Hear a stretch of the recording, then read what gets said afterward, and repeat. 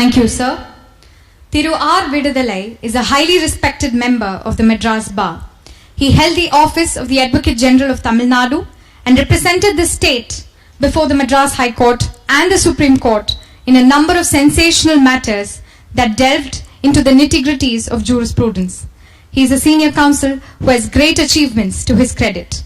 May I now invite Shri R. Vidudalai, Senior Advocate and member of the Bar Council of Tamil Nadu and Puducherry, to say a few words.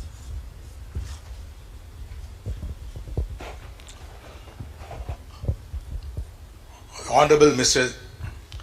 Chief Justice, Mr. Sanjib Banerjee, Honorable Mr. Justice Kripakaran, Honorable Mr. Justice Suresh Kumar, the Chairman Bar Council of Tamil Nadu and Puducherry, Mr. P.S. Amal Raj, the Vice Chairman, Mr. Karthikeyan, Member Bar Council of India, Mr. Prabhakaran, Senior Advocate, and other dignitaries on the dais, and the newly enrolled advocates and members of the legal fraternity, ladies and gentlemen. It's my privilege and honor to be in this august assembly before you, to share my thoughts with you so that you can take that which is useful to you and leave out that which you consider not important. 41 years back, in the same month of February, I was sitting there to be enrolled, and I was enrolled as a lawyer. And in this journey of 4 decades and more, I have learned certain things which I thought I could share with you, which will take you to the path of your destination. According to me, lawyers are the backbone of the society.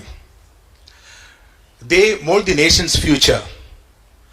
You might be aware that the father of the nation, Mr. Mahatma Gandhi, was a lawyer.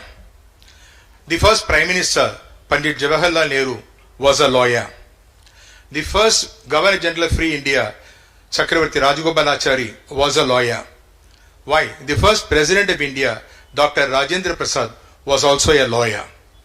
I can also share with you that the first Parliament after independence had as many as 36% of lawyers in the Parliament. Today we have got only 4% out of the 545 members in Lok Sabha. Anyway, they have molded the nation over the years, and you are going to follow suit.